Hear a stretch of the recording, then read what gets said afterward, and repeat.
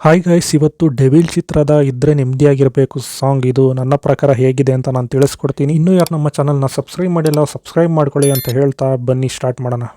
ಮೊದಲನೇದಾಗಿ ಡೆವಿಲ್ ಇದು D boss Darshan ಅವರು ನಟಿಸಿರುವ ಏನು ಈ ಹಿಂದೆ ಸೂಪರ್ ಹಿಟ್ ಆದಂತಹ ಕಾಟೇರ ಆದ ಮೇಲೆ ಬರುತ್ತಿರುವಂತಹ ದರ್ಶನ್ ಅವರ ಚಿತ್ರ.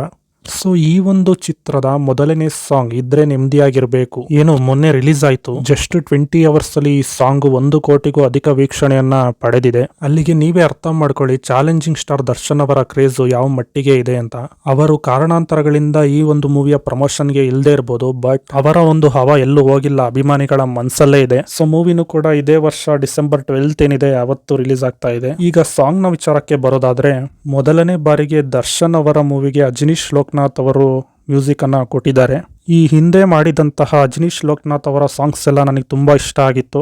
ಬಟ್ ಈ ಒಂದು ಸಾಂಗ್ ಏನಿದೆ ಇದು ಅಷ್ಟೊಂದು ಕ್ಯಾಚಿ ಆಗಿಲ್ಲ ಅಂತ ನನಗನ್ನಿಸ್ತು. ಇನ್ನೂ ಬೆಟರ್ ಆಗಿ ಮಾಡ್ಬೋದಿತ್ತೇನೋ. ಇದ್ರೆ ನೆಮ್ಮದಿಯಾಗಿರಬೇಕು ಅನ್ನೋ ವರ್ಡ್ ಆಲ್ರೆಡಿ ಫೇಮಸ್ ಆಗಿರುವಂತಹ ಒಂದು ವರ್ಡ್. ಸೊ ಆ ಒಂದು ಇದನ್ನ ಇನ್ನ ಬೆಟರ್ ಆಗಿ ಮಾಡ್ಬೋದಿತ್ತೇನೋ ಅಂತ ನನಗನ್ನಿಸ್ತು. ಎಲ್ಲೋ ಈ ಒಂದು ಸಾಂಗಲ್ಲಿ ಅಜನೀಶ್ ಲೋಕನಾಥ್ ಅವರು ಸ್ವಲ್ಪ ಎಡವುದ್ರು ಅಂತ ನನಗನ್ನಿಸ್ತು. ಬಟ್ ಸಾಂಗು ಚೆನ್ನಾಗಿಲ್ಲ ಅಂತ ಏನಿಲ್ಲ, ಓಕೆ, ಒಂದು ಆವ್ರೇಜ್ ಅಂತ ಹೇಳ್ಬೋದು.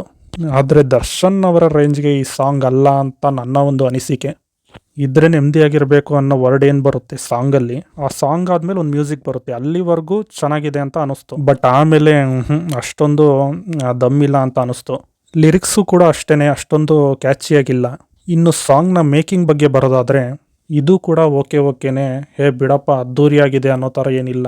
ನನಗನ್ಸುತ್ತೆ ಸಿನಿಮಾ ಟೀಮ್ ಅವರು ಇರೋ ಬಡ್ಜೆಟಲ್ಲೇ ಅದ್ದೂರಿಯಾಗಿ ತೆಗಿಯೋಣ ಅಂತ ಹೊರಟಿದ್ದಾರೆ. ಬಟ್ ಅದು ವರ್ಕ್ ಆಗುತ್ತಾ ಅನ್ನೋದು ನಾವು ಮೂವಿ ರಿಲೀಸ್ ಆದಮೇಲೆ ನೋಡಬೇಕು. ಡಿ ಬಾಸ್ ಅವರು ಇರೋದ್ರಿಂದ ಮೂವಿ ಓಡುತ್ತೆ, ದುಡ್ಡು ಬಂದೇ ಬರುತ್ತೆ. ಬಟ್ ಡಿ ಬಾಸ್ ಅವ್ರನ್ನ ಬಿಟ್ಟು ಮೂವಿಯ ಕತೆ ಹೇಗಿದೆ, VFX ಹೇಗಿದೆ, ಮತ್ತು ಅದರ ಒಂದು ಮೇಕಿಂಗ್ ಹೇಗಿದೆ ಅನ್ನೋದು ತುಂಬ ಇಂಪಾರ್ಟೆಂಟ್ ಆಗುತ್ತೆ. ಸೊ ಕಾದು ನೋಡೋಣ. ಒಂದೇ ಸಾಂಗಲ್ಲಿ ಏನು ಹೇಳೋಕ್ಕಾಗಲ್ಲ. ಮೂವಿ ಬಂದಮೇಲೆ ಹೇಗಿದೆ ಅನ್ನೋದನ್ನು, ಮೂವಿ ಚೆನ್ನಾಗಿರಲಿ ಅನ್ನೋದೇ ನಮ್ಮ ಒಂದು ಆಶಯ.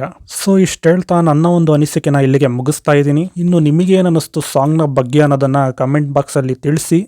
ಹಾಗೆಯೇ ಲೈಕ್ ಮಾಡಿ ಸಬ್ಸ್ಕ್ರೈಬ್ ಮಾಡಿ ಅಂತ ಹೇಳ್ತಾ ನನ್ನ ಒಂದು ವಿಡಿಯೋನ ಇಲ್ಲಿಗೆ ಮುಗಿಸ್ತಾ ಇದ್ದೀನಿ.